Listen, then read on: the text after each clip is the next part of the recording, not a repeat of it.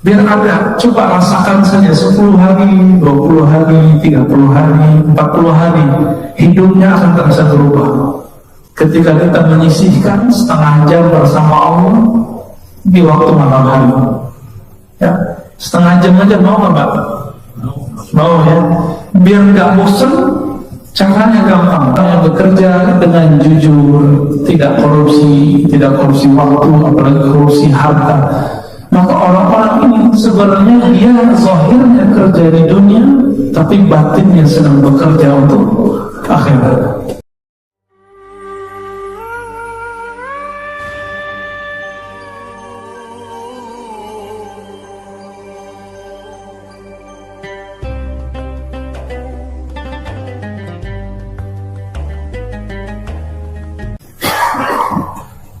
Di dalam Al-Quran Allah menyindir orang-orang yang sibuk memikirkan dunia. Bukan gak boleh mikirin dunia. Emang kita dikatakan wala tansa nasibaka minad dunya. Jangan kamu lupa bagianmu dari dunia. Tapi giliran akhirat enggak. Wabtaghi fima ataka Allahu daral akhirah. Kalau akhirat kamu cari, tapi kalau dunia jangan lupa. Jangan dibalik. Kalau kita kan dibalik. Gimana? Dunia dicari, tapi jangan lupa kamu hamba Allah. Nah, begitu taklimnya selama ini, doktrinnya begitu. Dan itu tidak benar. Akhirnya orang saat mengejar dunia lupa prinsip akhirat. Ternyata kita bisa mengejar akhirat dalam dunia, dalam bekerja. Orang-orang yang bekerja karena ingin menafkahi keluarganya, orang-orang yang bekerja karena keikhlasan ingin berbagi kepada orang, orang-orang yang bekerja karena ingin menabung, bisa haji, bisa umrah, bisa sedekah, bisa membantu orang lain. Orang-orang yang bekerja dengan jujur, tidak korupsi waktu, apalagi korupsi harta. Maka orang-orang ini sebenarnya dia zahirnya kerja di dunia, tapi batinnya sedang bekerja untuk akhirat. Kenapa orang kemudian hasad? Orang hasad itu dia tidak rehat. Dia lihat ada tetangganya, sahabatnya, teman kerjanya, kok lebih duluan naik karirnya daripada dia. Dia mikir, wah seharusnya kan itu bagianku, seharusnya kan itu jabatan untukku, seharusnya itu kan proyekku. Itu orang ini gak rehat. Sedangkan Nabi mengatakan, kun fid dunya ka'annaka gharib, atau dalam hadis lain, izhad fid dunya, kamu zuhudlah terhadap dunia. Seperti zuhud, buanglah cintamu terhadap dunia, bukan buang dunia. Beda nggak? Buang dunia nggak benar. Yang benar adalah buanglah cintamu terhadap dunia. Kenapa? Al-mar'u abdul lima yuhib. Seseorang akan menjadi budak sesuatu yang dia cintai. Mencintai sesuatu, kita siap-siap jadi budaknya. Maka yang pantas dicintai cuma Allah. Supaya nggak jadi budak selain Allah. Maka Nabi mengatakan, kita senang duit nggak? Senang, tapi senangnya jangan sampai jatuh cinta. Karena Nabi mengatakan, ta'iba abdud dinar, ta'iba abdud dirham. Akan lelah hidup orang-orang yang dia orientasinya mencari fulus, dinar, dirham, rupiah, dolar. Kenapa capek? Walaupun dia sudah dapat, dia merasa tak puas. Ada kawannya dapat proyek baru, ada kawannya dapat promosi baru. Itu kayak nyesek, mikirnya itu bagianku, nggak rehat. Kita udah sering kasih ilustrasi, jika JNE, Tiki, Pos itu kalau ngirim dengan alamat yang tertulis pasti sampai. Masa Allah salah kirim? Maka semua orang-orang yang hasad itu telah melakukan satu dosa batin yang besar. Dosa batinnya besar. Apa itu? Su'udzan billah, berburuk sangka kepada Allah yang menjamin rezeki, berburuk sangka kepada Allah yang salah kirim rezeki. Di kalangan ustaz ada juga, giliran dia gak ngajar lagi di suatu tempat masjid, kemudian pikir, wah ini kayaknya jadwal itu diambil siapa nih. Nah, itu bisa terjadi. Artis juga begitu. Artis itu kan kalau cepat mata mati, karena setiap kali 1 bulan 2 bulan ada artis baru. Ya, sama ustaz kalau udah artis juga begitu Pak. Muncul ustaz baru begini ancaman. Oh, ini ancaman baru lagi ya. Temanya sama saya ini, brandnya sama dengan Pak. Jadi di kalangan dai, ustaz, saya nggak sebut ulama, itu terjadi. Kalau mereka sudah artis itu tujuannya apa? Popularitas. Ya, dan itu normal, kan persoalan duniawi. Tapi jika itu dalam persoalan ukhrawi, ini menjadi aneh. Makanya Imam Ghazali nulis Ihya Ulumuddin, obat bagi orang-orang yang atas nama agama kemudian dihasad. Ternyata Imam Bukhari adalah korban dari hasad itu. Imam Bukhari sebelumnya, Imam Bukhari itu di mana buat kajian hadis yang lain redup. Beliau itu asyams, seperti pelita, seperti matahari. Kalau sudah terbit, semua bintang dan bulan tidak terlihat cahayanya. Beliau masuk ke kota Nisapur, ditantang oleh 100 ulama, masing-masing ulama hadis bawa riwayat hadis, dibolak-balik sanad dan matanya, lalu beliau benarkan semua dan luruskan semua. Akhirnya ada kawan seniornya namanya Az-Zuhri yang juga gurunya mengatakan, isma'u min hadis syabab salih, kalian belajarlah kepada pemuda yang saleh ini. Akhirnya benar, Imam Muslim belajar kepada beliau dan Imam Muslim mengatakan, karena Bukhari a'lam min Zuhri fil ilal, dalam ilmu yang paling rumit dalam ilmu hadis namanya ilmu ilal, maka Bukhari adalah lebih pintar daripada Imam Zuhri. Ramailah pengajian Imam Al-Bukhari, sepilah pengajian Imam Zuhri. Apa kata Imam Zuhri? Wah, ini ada masalah. Akhirnya ada yang ngomong-ngomporin, ya Esa, ustaz itu juga korban hoax. Ya, dipanas-panasin dan dibuatlah cerita hoax.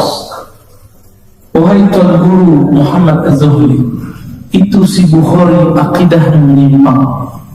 Oh, disebutlah menjadi ustaz syubhat. Ya, kayak istilah-istilah hari ini. Benar. Akhirnya beberapa hari setelah itu Imam Bukhari diancam bunuh oleh orang-orang yang terkena hoax sekitar Imam Zuhri. Imam Zuhrinya sebenarnya tidak salah, tapi karena orang-orang sekitarnya itu dia kemudian menjadi tidak benar. Maka emang berat jadi ulama itu.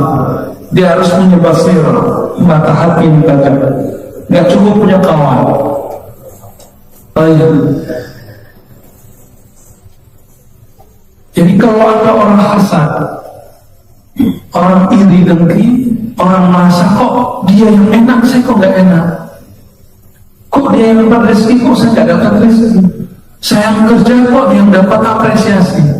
Kalau orang ini hasad, tidak puas, maka dia telah suudzon kepada Allah, berburuk sangka kepada Allah. Ini dosa besar, dosa besar, tapi di batin tidak kelihatan. Apa akibatnya orang kalau punya dosa ini? Nanti akan muncul sifat-sifat iblis ke dalam kalbunya. Sifat iblis itu salah satunya hasad. Yang kedua nanti sombong. Yang ketiga yang paling bahaya adalah provokasi. Mau fitnah, lalu jelek-jelekin orang itu, dan itu terjadi. Bapak subhanahu Allah, maka Imam Ibnu Athaillah mengatakan, alih nafsaka minat tadbir, kamu rehatkanlah pikiranmu, jiwamu, hatimu dari mengurus yang telah Allah urus. Apa yang telah Allah urus? Rezeki kita. Allah telah jamin, Allah telah jamin. Maka dipertegas dengan hikmah yang nomor 5 biar cepat, biar dapat faedah yang lebih banyak. Kita lanjutkan hikmah yang nomor 5. Ijtihaduka fima dhumina lak, kesungguhanmu mencari yang telah dijamin bagimu. Wa taqsiruka fima tuliba mink, sedangkan kamu tidak sungguh-sungguh kurang serius dalam melaksanakan, mengejar yang belum dijamin bagimu, yaitu mencari ridha Allah dan surga. Dalilun ala timasil basirah minka, ini indikasi bahwa qalbumu buta. Jadi qalbu itu ada 3, Bapak Saudara Allah. Ada qalbun basir, qalbu yang bisa memandang. Ada qalbun muntamisun, qalbu yang muntamis, qalbu yang buta, yang tidak bisa melihat yang batin, yang telah Allah jamin. Dan ada yang ketiga, semoga kita nggak masuk, qalbun mayyitun, qalbu mati. Kalau Bapak sahabat Allah telah hadir dari masjid-masjid Allah, telah mau mendengarkan kajian-kajian, insya Allah nomor 3 adalah, nomor 2 belum terbukti, nomor 1 belum terbukti, tinggal dibuktikan nanti. Satu kali Imam Abu Yazid Al-Bustami yang wafat 261 Hijriah, sezaman dengan Imam Bukhari dan Muslim, wafat sama dengan Imam Muslim. Beliau biasa tak jadi imam, yang jadi imam tetap, mufti di daerah Taifur, sekarang daerah Iran, ya, Persia lama, itu kota Sundu. Selesai sholat, Imam Abu Yazid Al-Bustami ini biasa zikir pagi sore, ya, dan zikirnya panjang. Bahkan beliau sebelum imam itu bangun dan sebelum sampai imamnya di masjid, dia sudah duduk di masjid. Sehingga kabar itu sudah banyak orang mengira Abu Yazid tidak bekerja. Orang mengira Abu Yazid tidak bekerja. Selesai sholat, selesai zikir pendek, si imam tanya gini, Abu Yazid, dulu orang sana kalau Abu Yazid dipendek, Bayazid, bima taqutu hadal yawm, kamu makan pakai apa hari ini? Itu bukan pertanyaan baik, Pak, itu pertanyaan ngejek. Duduk-duduk doang, kamu kerja apa? Kamu bisa makan apa hari ini? Emang kamu bisa kenyang cuma dengan zikir? Itu ngejeknya. Kira-kira gimana, Pak, perasaannya begitu? Dulu belum ada pegawai negeri, belum ada karyawan, belum ada seperti sekarang passive income, belum ada, kan? Lalu apa sikap Imam Abu Yazid? Jawabannya betul-betul monohon, tapi jangan dilakukan, ya. Apa kata beliau? As-salatu khalfa man lam yu'min bir-razzaq batilah. Salat di belakang orang yang tidak percaya Allah itu Maha yang rezeki, salatnya batal. Berarti dia qadariyah, dia bukan mukmin ahli sunnah, dia qadariyah anti takdir, tidak percaya jaminan Allah. Fa'uti salati, saya wajib mengulang salat. Itu jawabannya. Dia ulang salat subuhnya. Dia mau kasih ajar imam yang kurang ajar. Tapi imam kita gak kurang ajar, Pak, ya. Imam kita baik, soleh sekali, alhamdulillah. Ahli zikir lagi, hafiz Quran lagi, alhamdulillah. Semoga Allah memberkahi hidup mereka, amin. Beda gitu, orang yang sholatnya itu pakai Quran yang bersanad itu beda dengan orang yang tidak bersanad, beda, Pak. Nah ini kalimatnya, kamu sungguh-sungguh mencari sesuatu yang telah dijamin, tapi kamu tidak sungguh-sungguh mencari sesuatu yang belum dijamin. Pertanda qalbumu buta. Ini kita cek di kapan, Pak, indikatornya. Kerja dari jam berapa berangkatnya? Jam 6. Kalau di Jakarta, kota-kota besar, Surabaya, Bandung, ya, Pekanbaru, Medan, Makassar, itu udah sama. Balikpapan itu udah mirip-mirip. Tapi Jakarta yang paling Masya Allah. nanti stasiun Jakarta pindah ke Kalimantan. Ini berangkat pagi, anaknya masih tidur. Pas pulang, anak pun juga tidur. Yang cari apa? Kok terlalu ngoyo gitu, hidup itu kok terlalu serius? Apa masalahnya ini? Tapi giliran Allah mengatakan wa minal laili fatahajjad bihi, kalau malam hari kamu bangunlah sejenak. Qumil laila illa qalila, bangunlah malam hari meskipun sedikit. Gimana tuh? Ketika malam hari dibangunkan dan dikatakan, bahkan hadisnya mesra sekali, yanzilu rabbuna tabaraka wa ta'ala, Rabb turun. Makna turun serahkan aja kepada Allah. Ini terasa salah satu makna arih nafsaka minat takbir. Gak usah urus maknanya. Kenapa terjadi perdebatan antara ahli-ahli akidah? Nuzul itu pindah tempatnya. Itu kan perdebatan Ibn Taimiyah dengan Suki. Ngapain kita debat-debat begitu lagi? Gagal fokus sebenarnya itu, ya. Meskipun perdebatan mereka ada ilmunya, cuma kita ini gagal fokus. Akhirnya orang mikir, Allah kalau di atas aras terus sepertiga malam terakhir pindah dong. Kan tak perlu mikirin itu. Yang zero rabbuna, Rabb turun sepertiga malam terakhir. Tanazzul di sini karena Allah bukanlah benda, Allah juga bukan roh, maka perpindahannya bukan perpindahan tempat, turunnya bukan turun tempat. Jangan fokus di situ, fokus di kalimat belakangnya. Kalimat mustaghfirin, aghfirullah. Adakah yang mohon ampun, minta ada pengakuan dosa, aku ampuni. Jadi dalam tradisi kerohanian Islam, pengakuan dosa gak perlu kepada ustaz, gak perlu kepada kiai. Pengakuan dosa cukup langsung kepada Allah. Tebar sajadah jam 3, kita akui satu-satu dosa kita sebutkan. Ya Allah, kemarin aku dosa ini. Ya Allah, kemarin aku nakal. Ya Allah, sebutan itu. Pengakuan dosa dalam tradisi Islam, tradisi rohani, keislaman tidaklah dengan menyebutkan dosanya kepada kiai. Sebutkan langsung kepada rohnya kiai, yaitu Allah Taala. Kalau kita curhat kepada Allah, mungkinkah Allah beberkan? Enggak. Tapi kalau curhat ke orang, meskipun itu ustaz atau kiai, suatu saat mungkin akan diceritakan. Mungkin. Ini bedanya. Maka saya mengatakan Allah, jangan fokus di hadis Allah turun, tapi Allah yang mengatakan, aku datang kepadamu setiap malam terakhir, setiap akhir-akhir malam, tapi kamu tidur. Gitu. Itu fokus hadisnya. Maka mulai malam nanti, saya rasa kalau sudah mengenal bab ini, kayaknya kita yang wajib tahajud pas secara rohani.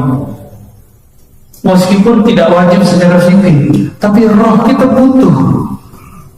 Meskipun kalau ninggalin gak dosa, tapi kalau ninggalinnya terasa sesuatu di kolom.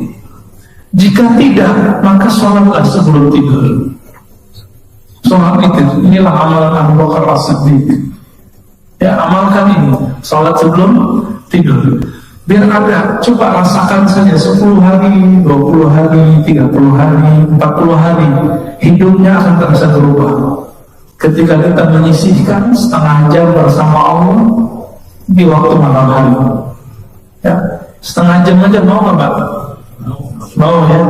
Biar nggak bosan, caranya gampang.